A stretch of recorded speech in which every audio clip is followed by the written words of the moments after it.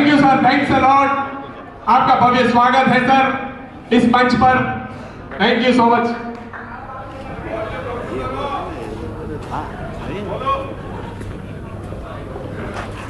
कुछ आवाज आई पीछे से? गुजराती में बोलना है कि हिंदी में? गुजराती में। Okay okay, Gujarati.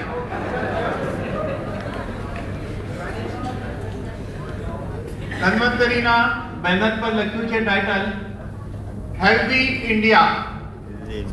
તો આપણને લાગતું નથી કે આપણો દેશ અને આપણે હેલ્ધી થવા જોઈએ। આપણો દેશ હેલ્ધી થાય એનો મતલબ કે દુનિયામાં સૌથી વધારે પૈસા આપણા દેશના લોકો પાસે આવે અને હેલ્ધી ઇન્ડિયા એટલે આપણે પણ હેલ્ધી બનીએ।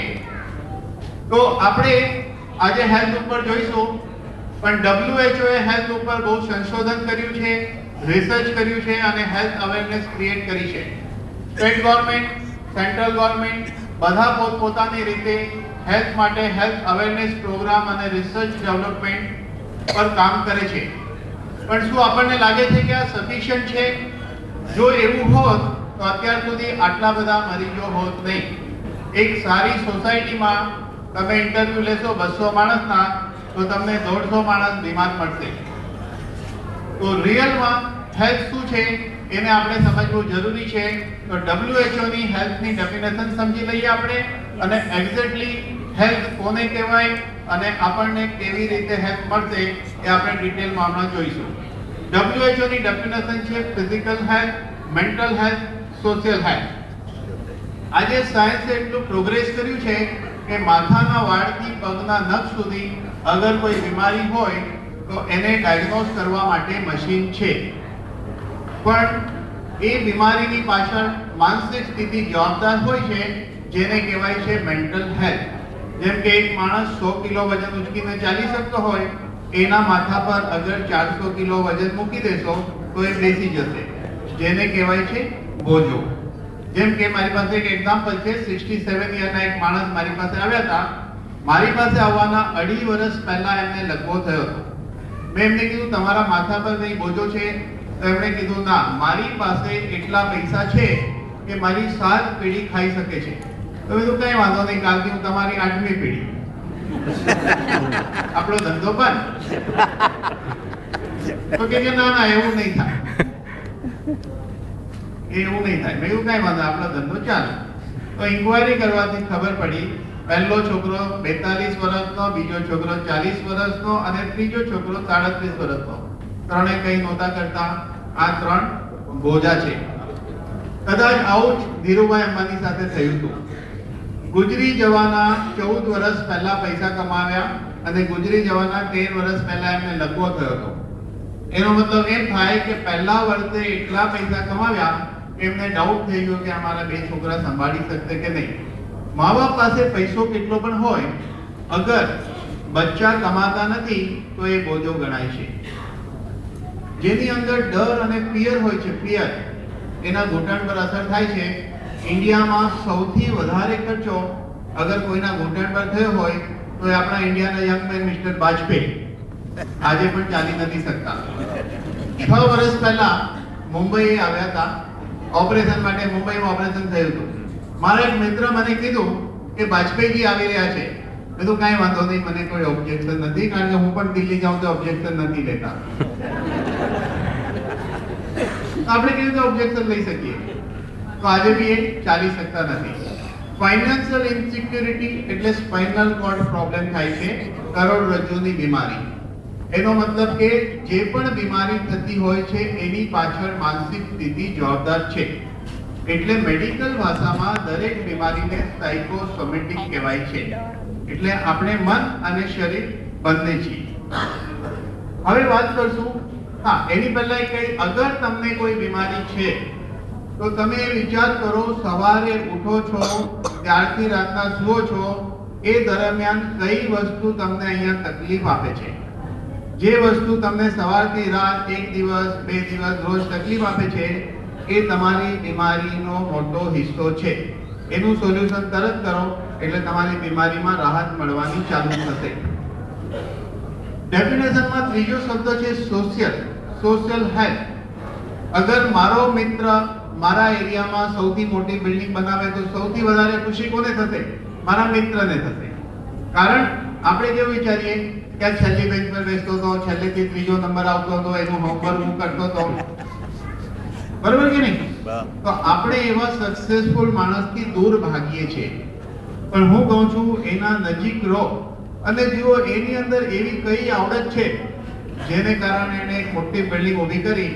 અને એ જો તમને ખબર પડી જાય તો તમે તો હોશિયાર જ છો ને, 4 બિલ્ડિંગ બનાવી લેશો. સીધી વાત છે ને? આપણે તો સમજીએ છીએ આપણે હોશિયાર છીએ. મારી ગાડી આવી તો બાજુવાળાને પ્રોબ્લેમ, બાજુવાળાની ગાડી આવે તો મને પ્રોબ્લેમ. એટલે આપણે સમાજમાં એવી રીતે જીવીએ છીએ કે આપણે આપણા ઓળખીતાને ખુશ જોઈ શકતા નથી, ને જે આપણા ઓળખીતા છે એ સમાજ છે. તો પહેલો સમાજ શું છે? પહેલો સમાજ છે મારું ઘર. મારા ઘરમાં મારો ફોટો કેવો છે બહુ ઇમ્પોર્ટન્ટ છે. બહાર તો હું બરોબર હસું છું, મીઠી મીઠી વાત કરું છું, ને જો ઘરે ન કરતો હોઉં તો પ્રોબ્લેમ. તો મારો પહેલો સમાજ છે મારું ઘર, બીજો સમાજ છે મારા પડોશી, ત્રીજું છે મારી બિલ્ડિંગ, ચોથું છે મારો એરિયા, પાંચમું છે મારા મિત્ર અને ઓળખીતા. તો આ સમાજ કહેવાય. એક માણસનો સમાજ 10,000 લોકોનો હોઈ શકે, એક માણસનો સમાજ 1 લાખ માણસનો હોઈ શકે, એક માણસનો સમાજ 10 લાખ લોકોનો હોઈ શકે. એ સમાજમાં તમારી વેલ્યુ શું છે? જો દરેક માણસ પોતાના સમાજમાં પોતાની વેલ્યુ બેટર રાખે, સમાજ એટલે જેટલા માણસને તમે ડાયરેક્ટલી ઓર ઇનડાયરેક્ટલી ઓળખો છો એ, અહીંયા કાસ્ટની વાત નથી. જો એમાં તમારી વેલ્યુ સારી હોય, સારું જીવો ને આવું જો દરેક માણસ કરે તો ડેફિનેટલી એક સારા સમાજની, એક સારા દેશનું નિર્માણ થઈ શકે છે. પણ આપણે શું કરીએ છીએ? પ્રોબ્લેમ કરીએ, કોઈનું કંઈ પ્રોગ્રેસ થાય તો. પણ બાજુવાળાને હાર્ટ એટેક આવ્યો તો મને ડર લાગશે, અરે હાર્ટ એટેક આવશે તો. કોઈનું પેરાલાઇઝ જોયું, ડર લાગશે પેરાલાઇઝ થશે તો. કોઈનું કેન્સર જોયું, ડર લાગે કેન્સર થશે તો. ત્યારે કેટલી હિંમત છે બસ ઊંધો વિચારવાનો. પેરાલાઇઝ થયું એને માટે, કેન્સર થયું એને માટે, મારે માટે નહીં. બાજુવાળાની ગાડી એવી મારી પણ આવશે. આને કહેવાય છે સોશિયલ હેલ્થ.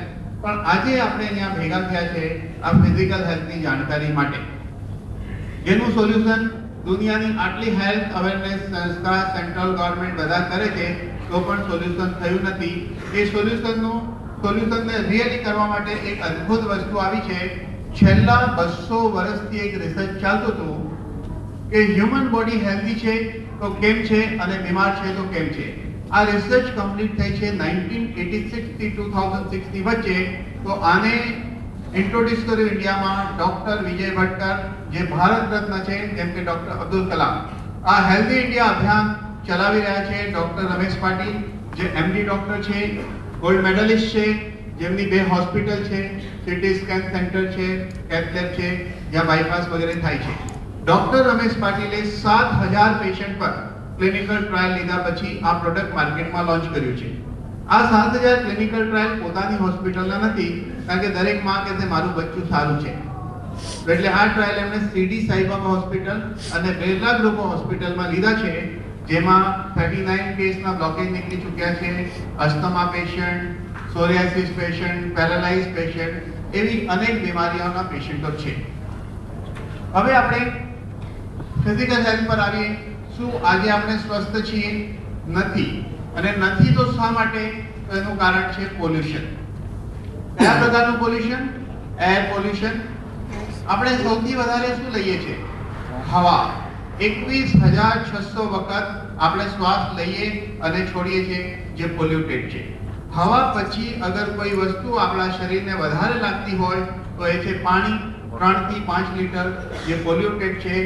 આપણને કેવું પાણી મળે છે? બંધ પાઇપલાઇન થી આવે છે, વર્ષો જૂની પાઇપલાઇન છે, સૂરજના કિરણ પડતા નથી, ક્લોરીનથી પ્યુરિફાઈ થાય છે. એના પછી ફૂડ એટલે કે ખોરાક. આપણે જે પણ ખોરાક ખાય છે એમાં ક્યાં ને ક્યાં કેમિકલ ને કંઈ ને કંઈ આવે જ છે. 3-3.5 મહિના પહેલા ન્યૂઝમાં બતાવેલું કે દિલ્હીમાં એક કંપની 13 વર્ષથી શુદ્ધ ઘી વેચતી હતી અને જાનવરોના હાડકાથી બનતું હતું. આપણે બધા ખાઈ ચૂક્યા છે અને આપણે વેજીટેરિયન છીએ.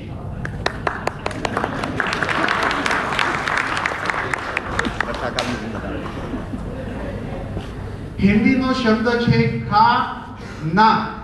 આપણે શું કરીએ છીએ? ખા ખા, બરોબર ને? લગનમાં જઈએ તો ભૂલી જઈએ ખાના. આપણે શું કરીએ લગનમાં? ખા.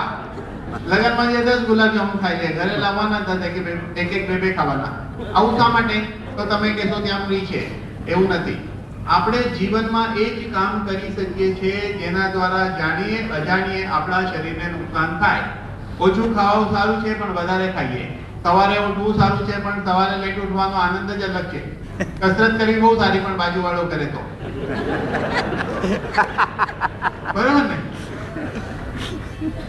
તો ઇંગ્લિશમાં આપણે પેલા ખાના, જે શબ્દોમાં ના લાગતા હોય ને, ના ખાના. बैठना, કેટલી વાર બેસતો? બેલેન્સ જોઈએ. देखना, કેટલી વાર જોતો? चलना, उठना, बैठना, कूदना, मरना. ઇંગ્લિશમાં આપણે શું કહીએ? ડિસ્પેન્સરી. આને આપણા બુજુર્ગોએ કીધું છે દવાખાના. બરાબર કે નહીં? પણ આજે તમે મને કહો કે આખી સોસાયટીમાં કેટલા ઘર એવા હશે જેના ઘરે ટીકડી આવતી નથી? બરાબર? એવું લાગે છે જેમ ખોરાક જરૂરિયાત છે મનુષ્યની, એવી રીતે આજે માણસ દવાથી જ જીવે છે. કોઈ એન્ટાસિડ ખાય છે, કોઈ ડાયાબિટીસની દવા ખાય છે, કોઈ હાઈ બીપીની દવા ખાય છે. આવી કંઈ ને કંઈ દવા દરેક માણસના ઘરમાં આવે છે. આ દવા આવે છે એ બીમારી કંટ્રોલમાં પણ રાખે છે, એની સાઈડ ઇફેક્ટ પણ છે અને સારા પણ નથી થતા. તો આજે આપણે એવી વસ્તુ પાછળ જઈ રહ્યા છીએ, જોવાના છે, જેના દ્વારા આપણે સારા થઈ શકીએ છીએ, સારા રહી શકીએ છીએ. હવે આપણે વાત કરશું હાર્ડ ડ્રિંક, સોફ્ટ ડ્રિંક અને ગુટકા. લોકો શું કરે છે? આ બધી નશાની આદત શા માટે છે? જિંદગીમાં નશો નથી માટે. હું તો બોલું છું તો નશો આવે, ચાલું છું તો નશો આવે. જિંદગીમાં નશો જ નશો છે. જેની જિંદગીમાં દુઃખ છે, નશો નથી, એને નશાની આદત છે. એટલે હંમેશા હું એક શેર કહું છું, નશા હર ચીજ में है, नशा हर चीज में है, हमें पीना ना आया, जिंदगी खूबसूरत है, हमें जीना ना आया. પણ જે દિવસે તમને આવડી જશે નશા હર ચીજ में है, हमें पीना आ गया, जिंदगी खूबसूरत है, हमें जीना आ गया. તો એટલે આ નશાથી નુકસાન થાય છે. સ્મોકિંગ કરે છે લોકો, અને એ સિવાય લેઝી લાઈફસ્ટાઈલ છે, ઉપરથી each and every turning point પર સ્ટ્રેસ છે, જીવનમાં સ્ટ્રેસ. અને આજે એમડી ડોક્ટર માટે સૌથી મોટી સમસ્યા છે વાયરસ અને બેક્ટેરિયા. કયા વાયરસ માટે કઈ દવા આપવું? એક ક્વેશ્ચન છે. વાયરસ અને દવાની દોડમાં વાયરસ જીતી ગયું છે, દવા હારી ગઈ છે. તો આજે આપણે એ પરિસ્થિતિમાં પહોંચી ચૂક્યા છે. હવે સમજો આપણે આ હેલ્થમાં પાછું આવવાનું છે.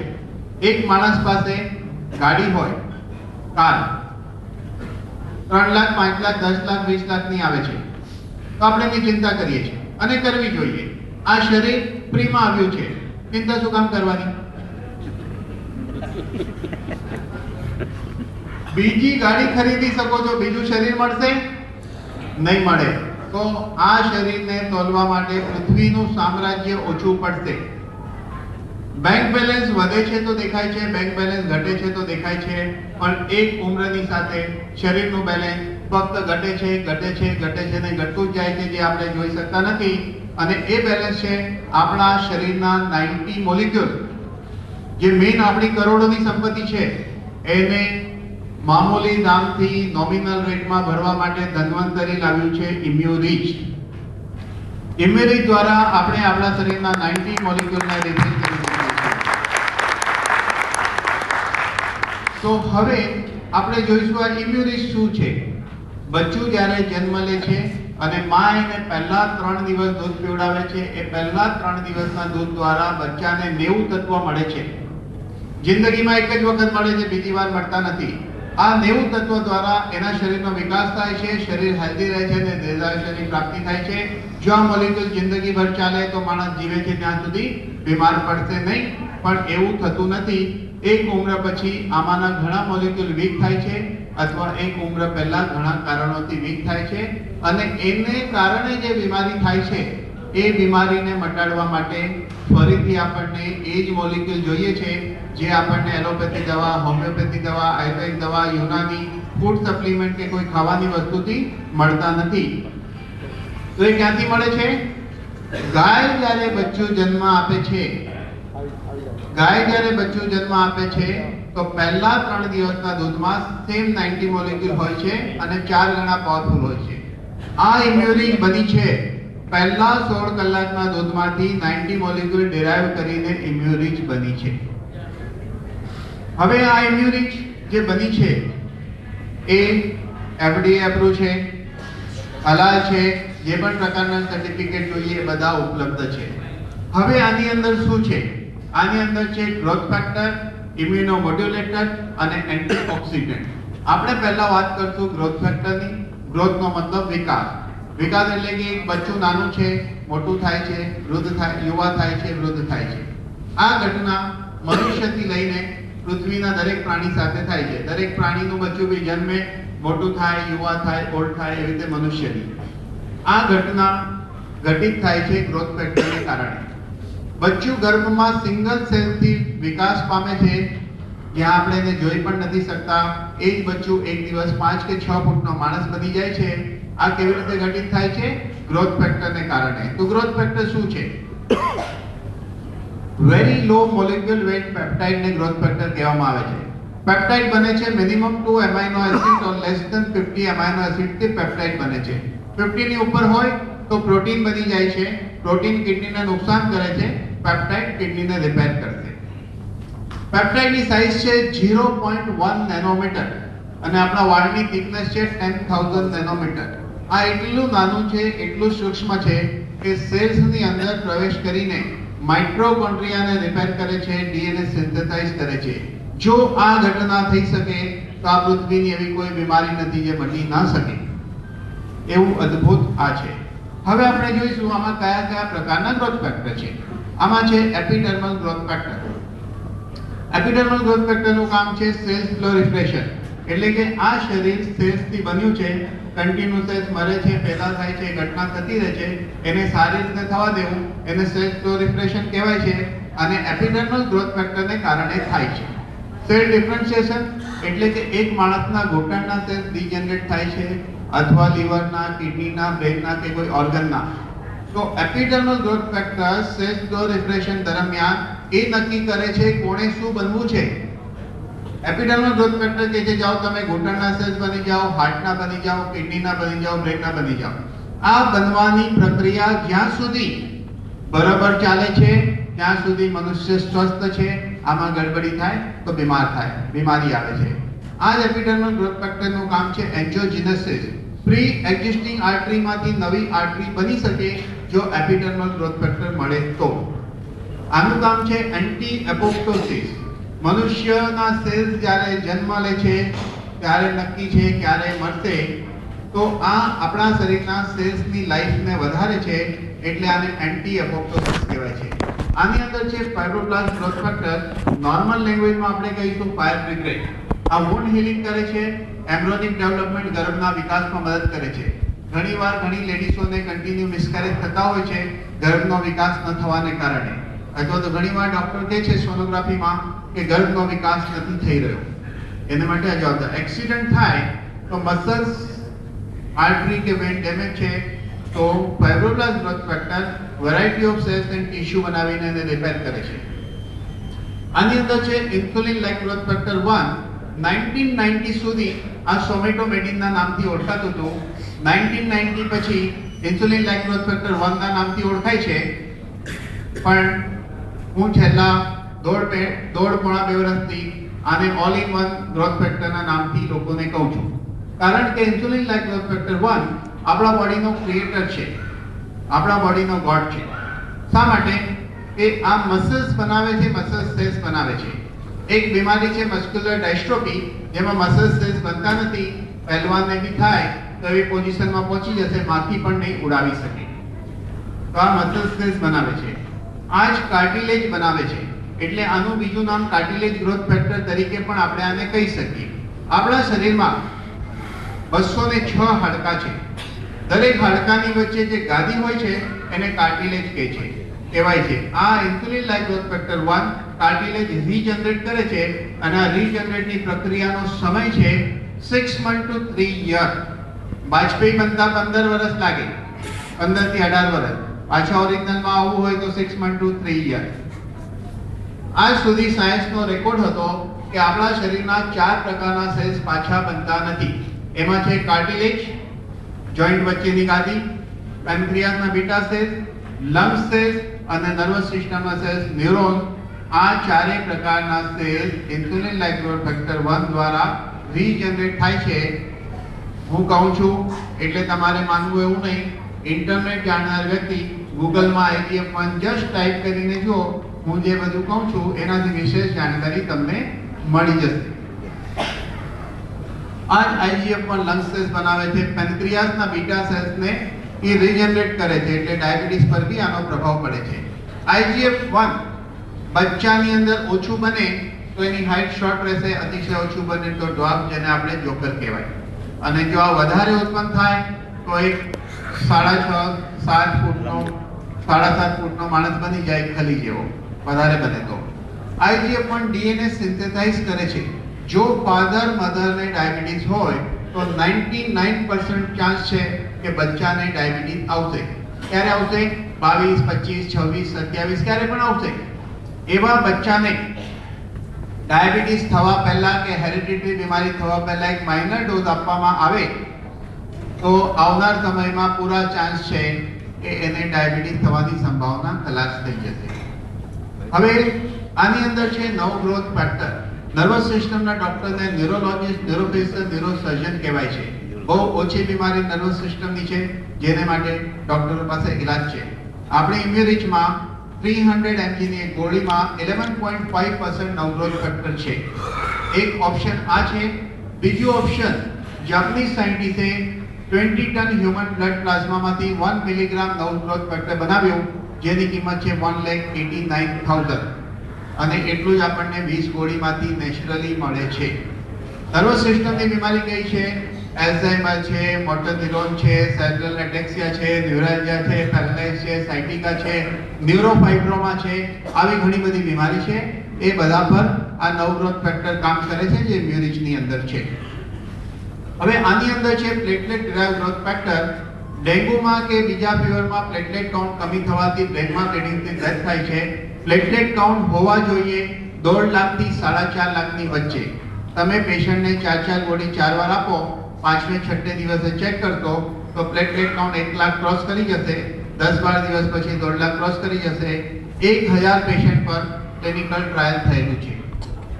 આની અંદર છે transforming growth factor alpha and beta, જેનું કામ છે લિપ્સથી એનસ સુધીની આપણી GI ટ્રેક્ટને પ્રોટેક્ટ કરે છે. જેમ કે ગેસ્ટ્રાઇટિસ, અલ્સર, અલ્સરેટિવ કોલાઇટિસ, આવી બધી બીમારી કાબૂમાં આવે છે. હવે આનું આપણે બીજું સેક્શન જોઈશું. આ ઇમ્યુનો મોડ્યુલેટર છે. ઈશ્વરે આપણા શરીરમાં એવી સિસ્ટમ રાખી છે કે જો આપણી સિસ્ટમ ઠીકથી કામ કરે તો આપણે દરેક વાયરસને કિલ કરી શકે છે. એ સિસ્ટમનું નામ છે ઇમ્યુન સિસ્ટમ, અથવા તેને લિમ્ફેટિક સિસ્ટમના નામથી ઓળખાય છે. તો આપણા શરીરમાં કયા હથિયાર છે જે વાયરસ સામે લડે છે?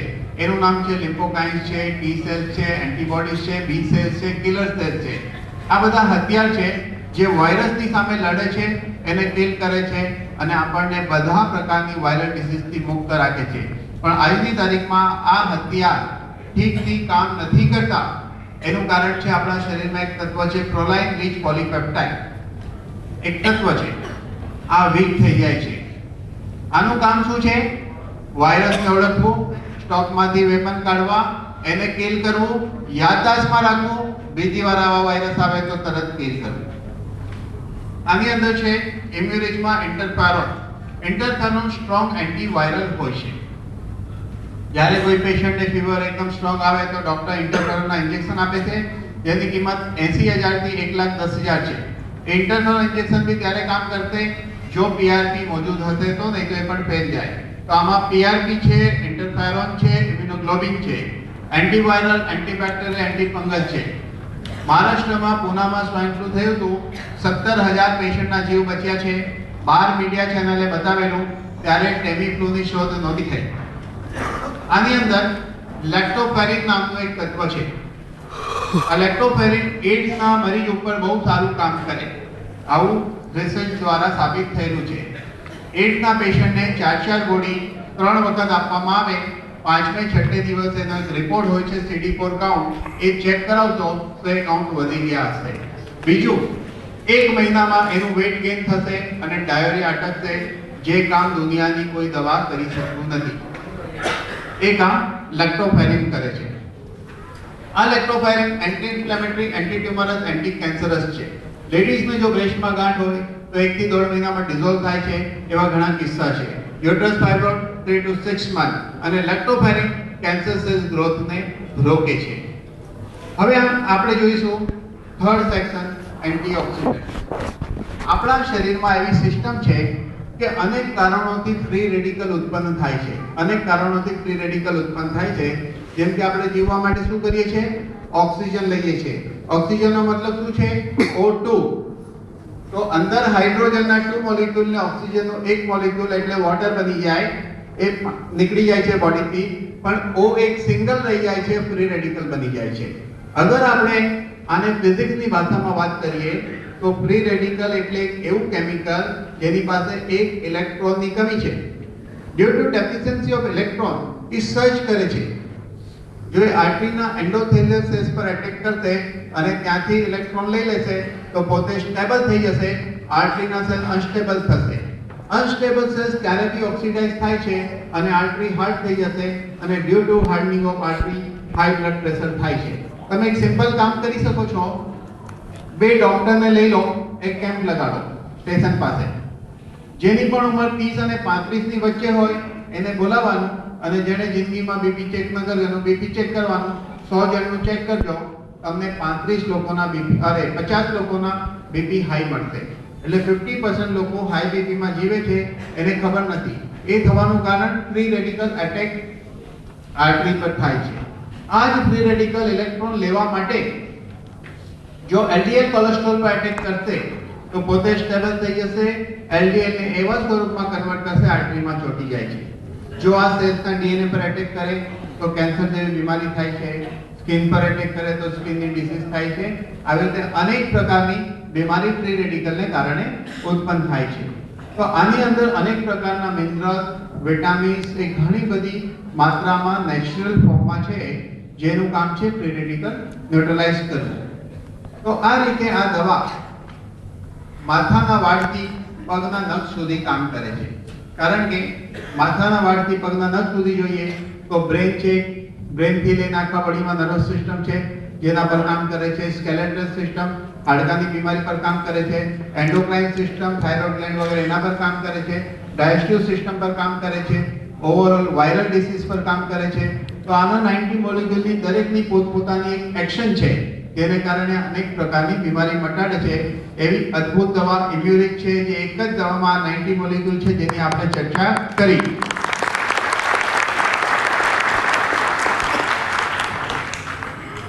હવે આપણે કંપનીના એક બીજા પ્રોડક્ટની વાત કરશું. એ પ્રોડક્ટનું નામ છે સ્મૃતિ રીચ. સ્મૃતિ એટલે યાદદાસ્ત, રીચ એટલે કે અમીર. અમીર દરેક માણસને ઈશ્વરે એટલી કેપેસિટી આપી છે યાદદાસ્તની, જે આપણે વાપરી નથી શકતા. દરેક માણસને 4000 GB મેમરીની કેપેસિટી આપી છે. આપણે યુઝ કરીએ છીએ હાર્ડલી 5 to 7% મેમરીને યુઝ કરીએ છીએ. શા માટે એવું થાય છે? કારણ કે બહુ જ માઇનર એવા કેમિકલની ખામી હોય છે જેના દ્વારા ફંક્શન ઠીકથી ચાલતું નથી. તો કંપનીએ એક એવી પ્રોડક્ટ રિસર્ચ કરીને માર્કેટમાં મૂકી છે યાદદાસ્ત માટે. બચ્ચાથી લઈને બુઢા દરેક માટે જરૂરી છે. હું તમને એક એક્ઝામ્પલ કહી દઉં કેટલી જરૂરી હોય છે યાદદાસ્ત માટે. કે મારી પાસે એક 76 યરના અંકલ આવતા હતા. એ કે મને બેટા કંઈ યાદ નથી રહેતું. એની સાથે આંટી આવતા 72 યરના. હંમેશા આવે એક જ કમ્પ્લેન્ટ કરે, બેટા કંઈ યાદ નથી રહેતું. કહ્યું અંકલ એવું નહીં બોલો, જ્યારે જો ત્યારે એ જ આંટીને લઈને આવો છો.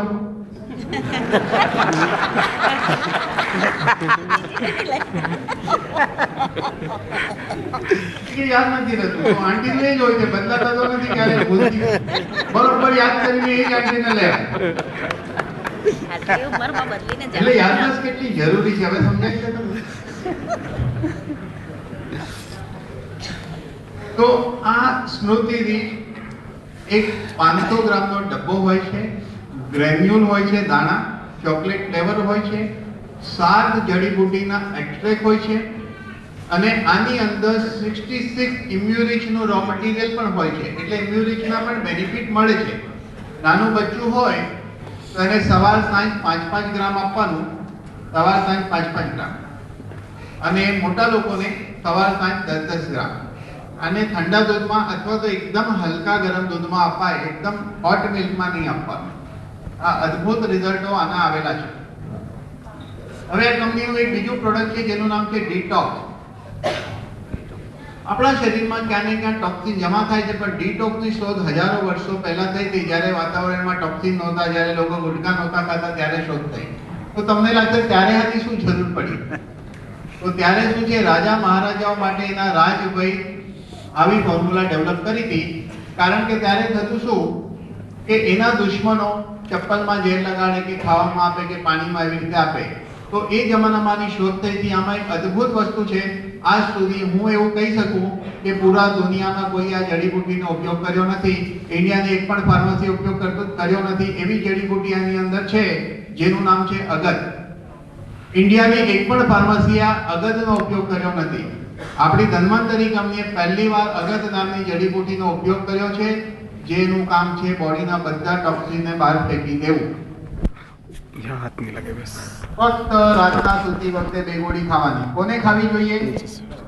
જેને 6 કલાક 7 કલાક ઊંઘ્યા પછી બી આળસ આવતી હોય, જેનું કામમાં મન લાગતું ન હોય, જેને શરીર ભારી લાગતું હોય, બગાસા બહુ આવતા હોય, પેટ ભારી રહેતું હોય, બેચેની રહેતી હોય, મન પ્રફુલ્લિત ન હોય, આ બધા ટોક્સિનના મરીજો છે. એટલે રોજ જસ્ટ 2 ગોળી ખાવાની. આ કંપનીનું એક પ્રોડક્ટ છે ફાઇટોગ્રા, જેમ માર્કેટમાં હોય છે વિયાગ્રા, પણ આ છે ફાઇટોગ્રા. વિયાગ્રા ટેમ્પરરી ઇફેક્ટ છે, આ પરમનન્ટ છે. આનું કામ છે, આ એક લાઈફ ટોનિક છે. આપણે સવારથી રાત સુધીમાં જે પણ ખોરાક ખાઈએ છીએ એનું કામ છે શક્તિમાં કન્વર્ટ થવું. તો આ દવા હેલ્પ કરે છે. અન્ન, રસ, રક્ત, માંસ, મજ્જા, અસ્થિ, વીર્ય, ખાધેલી વસ્તુને એ સ્ટેજ સુધી પહોંચાડે છે, એટલે માણસને ઉંમર વધવાની સાથે બી યંગ અને ફિટ રાખે છે, એવી દવા છે. આ કંપનીની એક બીજી દવા છે ન્યુરો રીચ, જે નર્વસ સિસ્ટમની બીમારી પર કામ કરે છે. એમાં પ્રાચીન શાસ્ત્રની આયુર્વેદ ગ્રંથની એક ફોર્મ્યુલાનો ઉપયોગ કરવામાં આવ્યો છે, જે નર્વસ સિસ્ટમની બધી બીમારી પર કામ કરે છે. અને મજેદાર વાત એ છે કે કંપની નેક્સ્ટ પ્રોડક્ટ જે લોન્ચ કરવાની છે, જેનું નામ છે ઓર્થો રીચ, ઇન્ડિયામાં પહેલીવાર આવે છે. આ ઓર્થો રીચમાં ડેવિલ ક્લો નામની જડીબુટ્ટી છે. ઇંગ્લેન્ડ ગવર્મેન્ટની એપ્રુવ ડ્રગ છે. એશિયામાં પહેલીવાર ધન્વંતરી લોન્ચ કરે છે. જોઈન્ટના બધા પ્રકારના પ્રોબ્લેમ માટે રામબાણ. અદ્ભુત છે. હવે ફાઇનલી હું મારું લેક્ચર પૂરું કરું છું એક શેરની સાથે. समय फिसलता है रेत की तरफ, समय फिसलता है रेत की तरफ, हम उसे संभालना भूल जाते हैं. समय फिसलता है रेत की तरह, हम उसे संभालना भूल जाते हैं. कुछ लोग जिंदगी में बहुत खास होते हैं, उन्हें हम इम्यूरिज बताना भूल जाते हैं.